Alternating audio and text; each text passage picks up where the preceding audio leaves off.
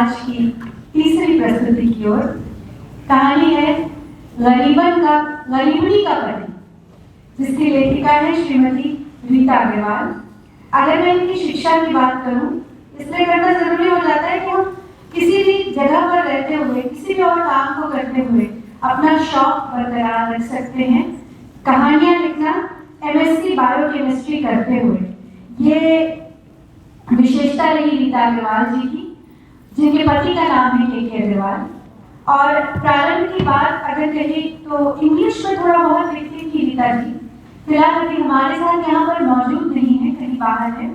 और पति की लेखन और रंग गतिविधियों से प्रेरित होकर इन्होंने हिंदी में कुछ कहानियां लिखनी शुरू की। जब दर्शकों की और पाठकों की सकारात्मक प्रतिक्रिया मिली तो आगे और नई कहानियां लिखने का प्रयास करने लगी। इनका मानना है कि मानव मन में बहुत सारे मानव बसते हैं, इसलिए उसका व्यक्तित्व बहुआयामी होता है। इसलिए किसी भी चरित्र की रचना करने के लिए लेखक के पास एक सुलझी हुई सोच और व्यापक दृष्टिकोण होना एक बहुत जरूरी बात होती है, आवश्यकता होती है। तभी तो हम अपने लेखन से संतुलित विचार, व्यवहार और आचरण की स्थापना करके समाज को सही दिशा प्रदान करने का दायित्व निभा सकते हैं। और ये बहुत सच बात है कि एक लेखक जब लिखता है तो सिर्फ इसलिए नहीं लिखता है कि वो मनोरंजन कर सके, वो इसलिए भी लिखता है कि वो समाज को उस कहानी के माध्यम से एक संदेश दे सके, एक दिशा दे सके। तो हम बढ़ते हैं धीरे धीरे अपनी अगली कहानी की ओर। और उसके साथ साथ मैं एक बार फिर से दोहराना चाहूंगी अपनी बात कि बाहर एक डोनेशन बॉक्स रखा है, क्योंकि हम कलाकार हैं, बहुत सारी जरूरतों से गुजरते हैं। कई बार आपकी मदद से हम संवरते भी हैं, निखरते भी हैं, और आपका एक छोटा सा प्रयास हो सकता है हमारे लिए बहुत बड़ी कोई चीज बन जाए, हम आगे आपके लिए कुछ अच्छा लेकर आ सकें। और साथ ही साथ अगर ये कहानियां देखते सुनते हुए आपके मन में कोई विचार आता है, आपके मन में कोई सुझाव आता है, उसका भी मतलब आपका स्वागत है। आप अपना सुझाव उस ड्रॉप बॉक्स में डाल सकते हैं। और साथ ही साथ कोई चीज ऐसी जो अच्छी नहीं लग रही हो, जिसमें आप कोई सुधार चाहते हैं, तो भी आपके सुझाव स्वागत योग्य होते हैं हमेशा ही। क्योंकि दर्शक नहीं होगा, श्रोता नहीं होंगे, तो हम किसको सुनाएंगे कहानी और किसको दिखाएंगे कहानी। तो बस एक नजर का फसाना है दुनिया, 100 कहानी है, एक बहाना है दुनिया। बने रहिए थोड़ी देर और हमारे साथ आज की इस आखिरी प्रस्तुति में, और फिर ये सिलसिला 17 दिन तक लगातार जारी रहेगा। 17 दिन में 50 कहानियों का ये सफर लेकर मंच कृति आपके साथ है। तो बस थोड़ी ही देर में आप तक लेकर आएंगे आज की आखिरी प्रस्तुति गरीबनी का पति, लेखिका रीता अग्रवाल जी।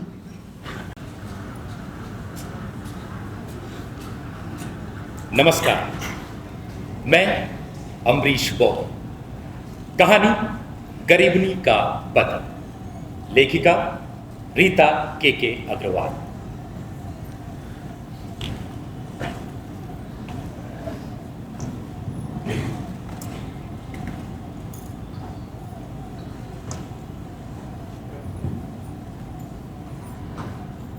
सारी बस्ती नाराज थी। गरीबी का पति तो गरीबी से भी ज्यादा कंजूस निकला। गरीबी तो मरकर इसे भिखारी से करोड़पति बना गई, और ये उसके मरने पर तिरही की दावत तक टाल गया। और ना हवन किया, ना बोली बाटी। गरीबी ना तो गरीबी थी और ना ही उसका पति वास्तव में उसका पति था। ये नाम और रिश्ते उन्हें बस्ती वालों ने दिए थे। दरअसल गरीबी आसपास के इलाके की सबसे मालदार महिला थी, लेकिन कंजूस इतनी बड़ी कि क्या कहा जाए।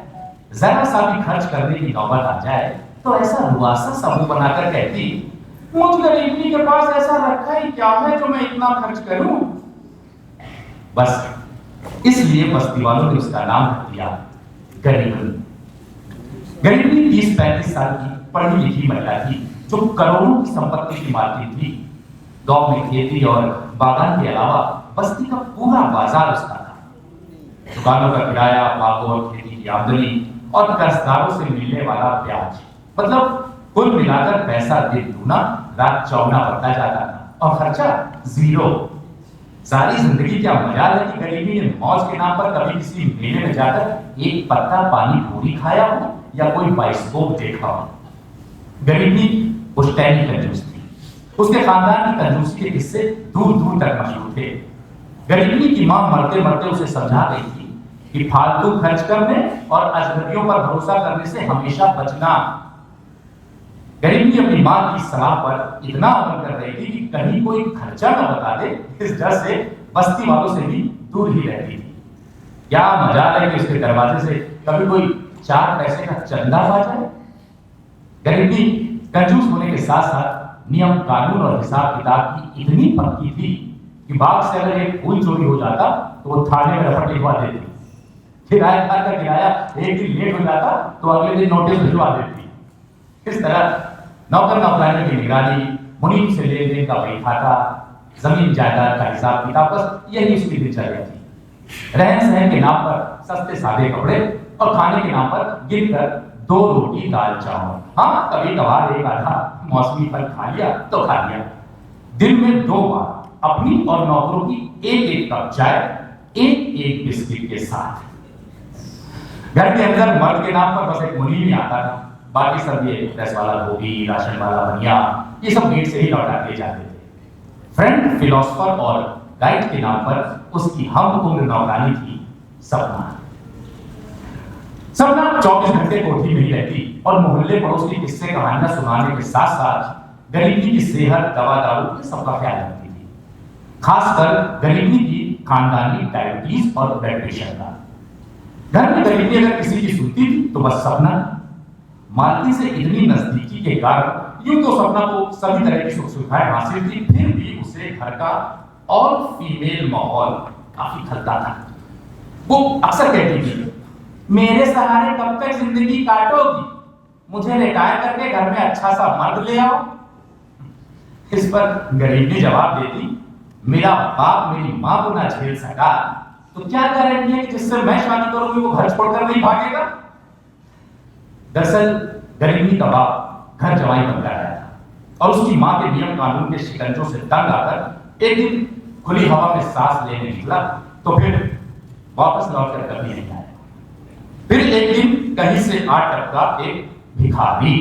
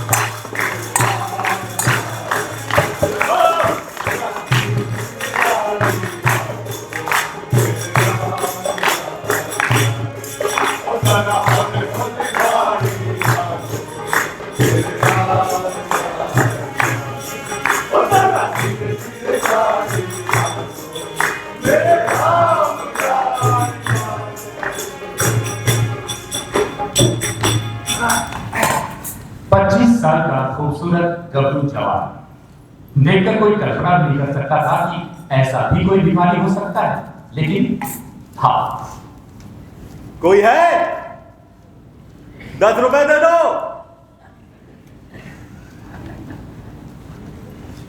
अरे कोई है?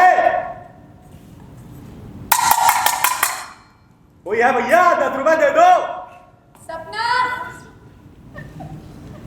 अरे ओ सपना, आ रही हूँ। देख जरा बाहर कौन है।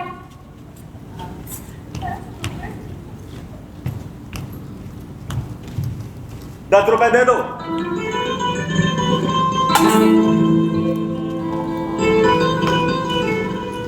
सपना ने देखा तो बस अटक कर रही। हाय, इतना खूबसूरत भिखारी।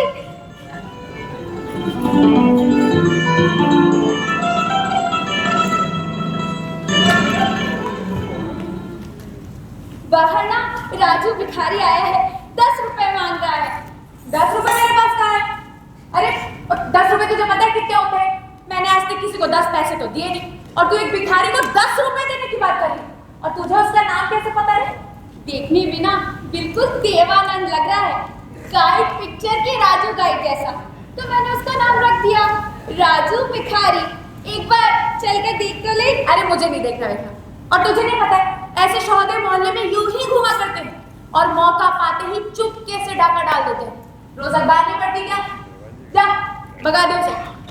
मैं नहीं भगा पाऊंगी ऐसे खूबसूरत नौजवान को। अच्छा चल ठीक है, जा, गाय की 2 रोटियां रखी हुई है, जाकर उसे दे आ। कल गाय नहीं आई थी ना, तुम ही जाकर दे दो, हमसे नहीं हो सकती ऐसी देर। जरा धीरे धीरे गाड़ी मेरे नाम ओ जरा।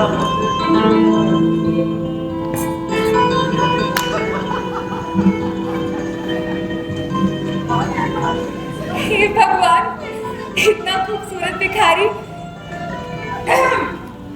क्या चाहिए तुझे? 10 रुपए। 10 रुपए का क्या करेगा तू? खाना खाऊंगा। अरे खाना खाना है तो खाना मांगना, 10 रुपए क्यों मांगता है?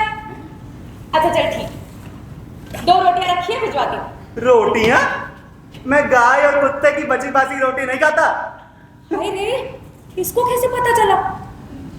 अच्छा चल ठीक है, मैं तेरे लिए ताजी रोटियां बनवा कर भिजवाती, लेकिन 1 रुपया नहीं दूंगी।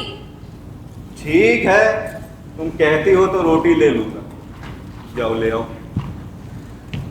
ये सोचते हुए कि कैसा भिखारी है जो मेहनत करने के बजाय हुक्म चला रहा है, गरीबी ने 2 ताजी रोटियां और थोड़ी सब्जी बनवाकर उस भिखारी को दी, जिसका नाम सपना ने रख दिया था राजू भिखारी। राजू भी अपनी तरह का एक ही प्राणी था। अगले दिन फिर हाजिर, या तो 10 रुपए दो या ताजी रोटी सब्जी। राजू के रोज आने और 10 रुपए देने की जिद करने का परिणाम ये हुआ कि गरीब ने अब नियमित रूप से उसके हिस्से की रोटी सब्जी बनवाने लगी। राजू भी पूरी ढिलाई से सवेरे 10 बजे तक आकर बैठ जाता, और कभी कभी तो गरीबी झुंझुना कर रहती।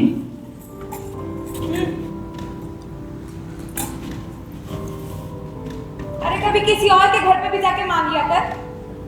तेरे हाथ की रोटी सब्जी का आनंद और कहीं नहीं मिल सकता। ये कम है क्या? धीरे धीरे राजू की भिखारी गरीबी को अच्छी लगने लगी। उसने उसे अब रोटी सब्जी के अलावा दिन में चाय नाश्ता और रात के लिए खाने का टिफिन भी देना शुरू कर दिया।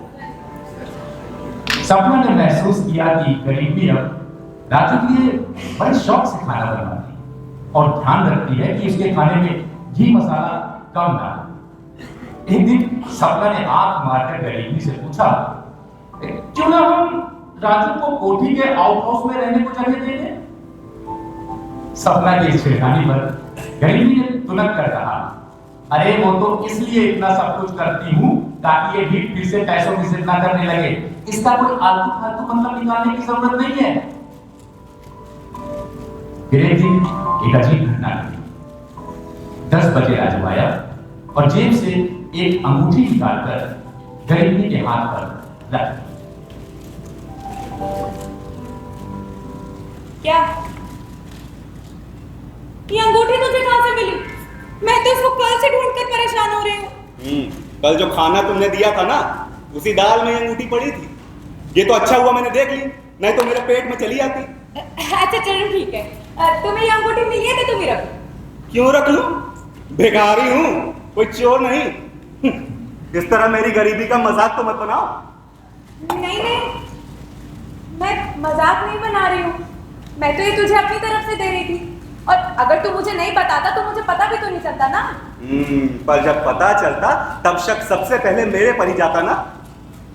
गरीब गुरबे होते ही इसलिए कि अमीर लोग या तो उन पर दया कर सकें या शक कर सकें।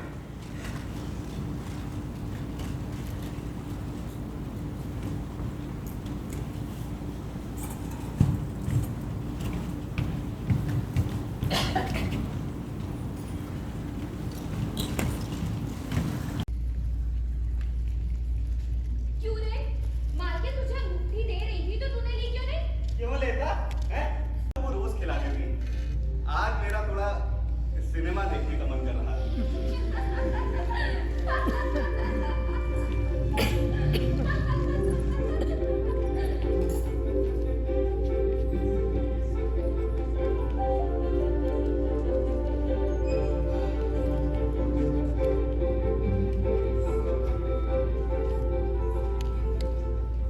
मालकिन ने कहा है इतने पैसे नहीं है हमारे पास।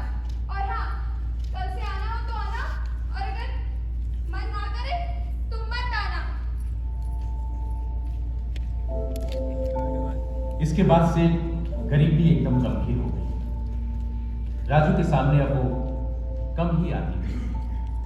हाँ, सपना से उसका हालचाल लेती रहती थी। ये सिलसिला महीनों चला। धीरे धीरे गरीबी ने बाहर आना बिल्कुल ही बंद कर दिया। घर का सारा काम काज सपना ही संभालती थी। एक दिन सपना ने राजू को बताया कि गरीबी बहुत बीमार है, उसे कैंसर हो गया है। गरीबी चाहती तो देश विदेश के बड़े से बड़े डॉक्टर से इलाज करवा सकती थी। उसके पैसे से ऐसे कैंसर के 50-100 मरीजों का इलाज हो सकता था, लेकिन नहीं। उसे तो घर की देहरी से बाहर पैर रखना ही मंजूर नहीं था, और फिर बीमारी पर फिजूल का पैसा खर्च करने का क्या मतलब था उसके लिए। इस खबर के बाद राजू भिखारी गरीबी के गेट पर ही बैठा रहने लगा। सवेरे आकर रात को तभी वापस जाता था जब सपना बताती थी कि गरीबी सो गई।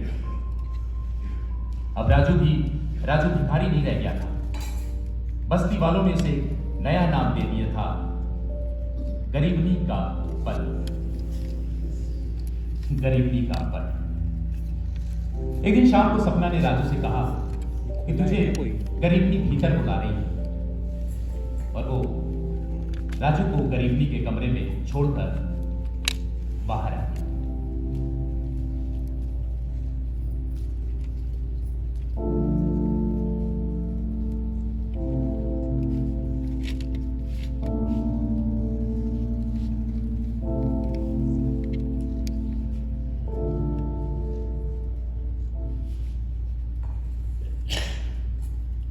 थोड़ी देर की चुप्पी के बाद गरीबी बोली,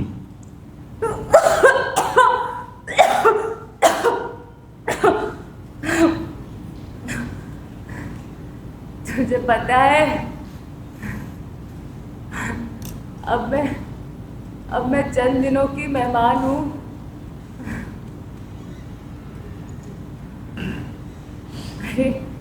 मेरे जाने से पहले अपना असली नाम तो बता दे।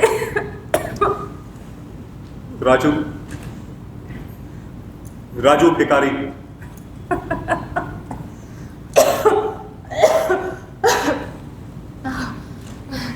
अरे, ये नाम तो हमने तुझे मजाक में दिया था।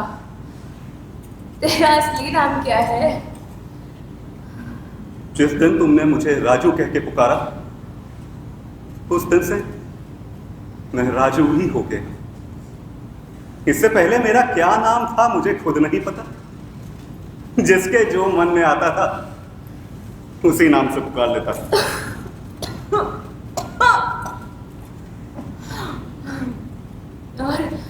और मेरे जाने के बाद कोई तेरा देगा? अब नहीं। जिंदगी में पहली बार किसी ने प्यार से मुझे एक नाम दिया। इस नाम को अब नहीं बदलूंगा। और मेरे जाने के बाद रोज आकर तुम्हारे दरवाजे पर ड्यूटी दूंगा। क्यों? क्योंकि तुम दूसरों के लिए मर जाओगी, पर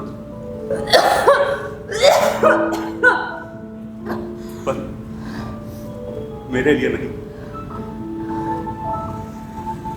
जैसे अभी तुम घर के अंदर रहती हो ना, और मैं बाहर देरी पर तुम्हारा इंतजार करता हूं,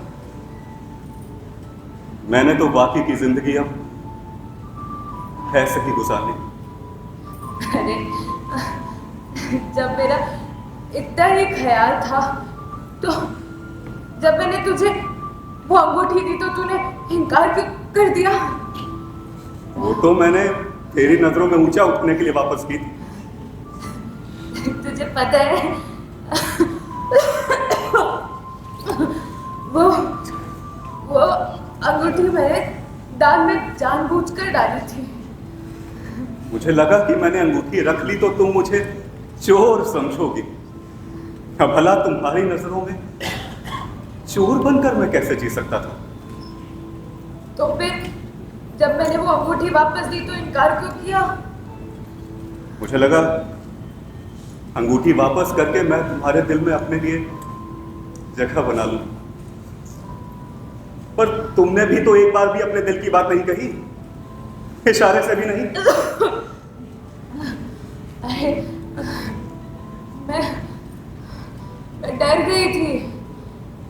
मुझे लगा अंगूठी देने की बात कहकर मैंने तेरे स्वाभिमान को ठेस पहुंचाया है। इसलिए मुझे लगा कि अगर मैंने ये फिर किया तो तू कहीं आना ना बंद कर दे। अब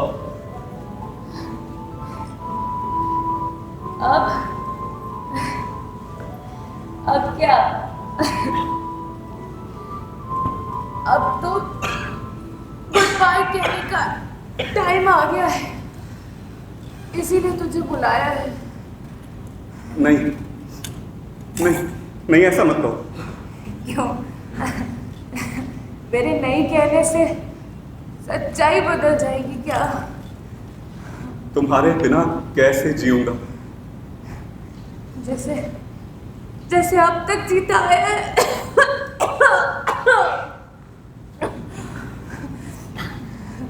अपनी सारी जिंदगी तेरी भीख पर जिया हूं। अब एक आखिरी भीख और दे दो। मांग क्या मांगता है? मुझे वो अंगूठी दे दो।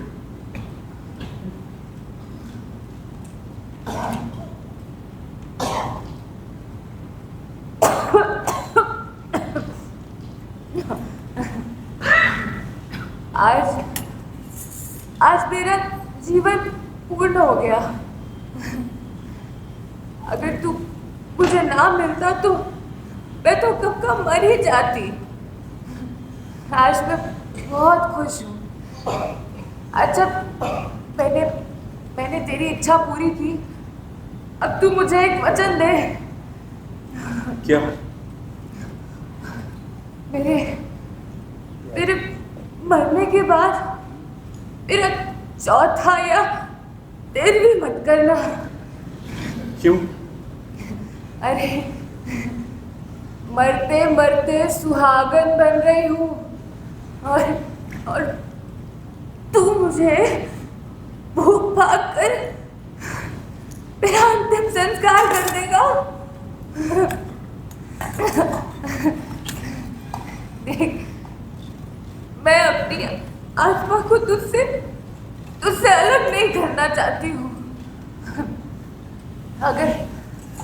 अगर मैं मर भी गई ना, तो कुछ दिन के लिए मुझे अपने पास ही रख लेना। इसीलिए मेरा चौथा या 13वीं कुछ मत करना, कुछ मत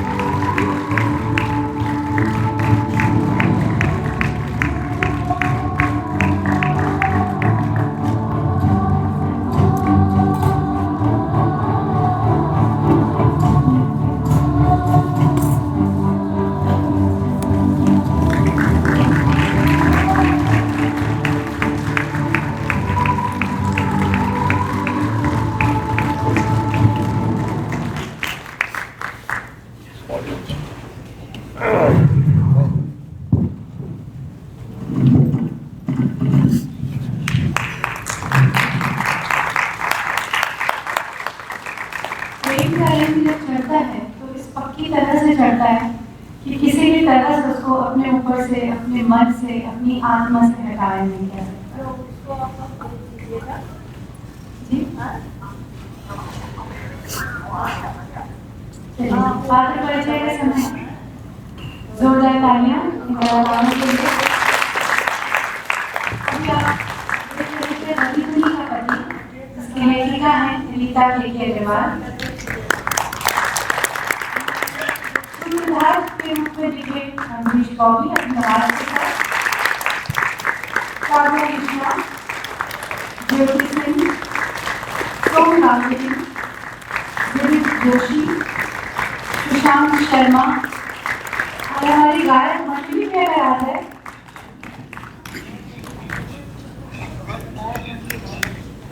हमारी गायक मंडली, चलिए तालियां बजा दीजिए।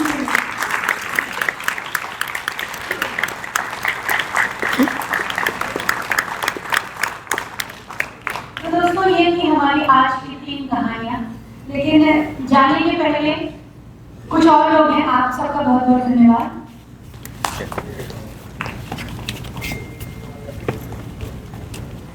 आपने इस मंच को सजा हुआ देखा, इसमें रोशनियां देखी, इसमें संगीत की ध्वनियां सुनाई दी और इसमें एक बहुत ही मनमोहक गीत सुनाई दिया जिसको हमने इस समारोह का गीत बनाया। आप में से शायद ही कोई इस राज को जानता हो कि इस गीत को लिखने वाले कौन हैं। क्या कोई जानता है?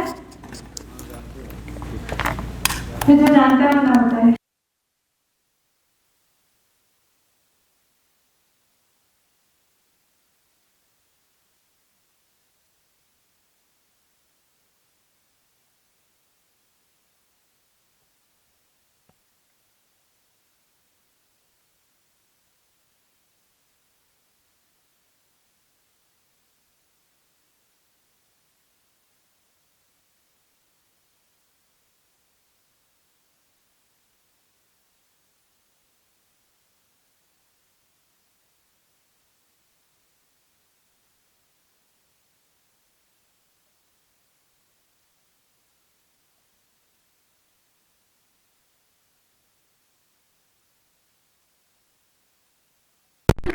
संगीत संकलन और संचालन अभिजीत पांडे। आप सभी कृपया मंच पर आ जाएं।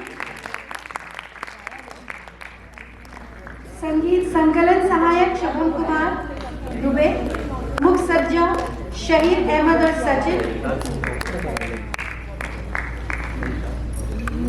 सोशल मीडिया का प्रचार प्रसार करने में अमरीश बॉबी ने कोई कसर नहीं छोड़ी और हम लोगों को भी बहुत उत्साहित और प्रेरित किया। तो हम चाहेंगे वो सब जिनका नाम हम ले रहे हैं कृपया आए और हम बुलाना चाहेंगे संगम बहुगुणा जी और विकास श्रीवास्तव जी को इस मंच पर, जिनके निर्देशन में, जिनके दिशा निर्देश में हम ये 17 दिन का सफर पूरा करने वाले हैं। कृपया मंच पर आए सर। खोल दे कर्टन।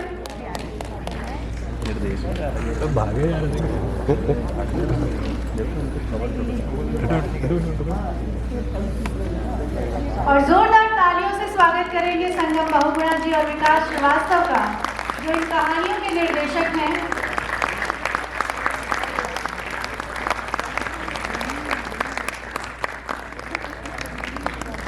जिनके साथ रहकर हम बहुत कुछ सीख रहे हैं, समझ रहे हैं, जिनका अनुभव हमको आगे आने वाले समय के लिए बहुत सारी चीजें सिखा रहा है।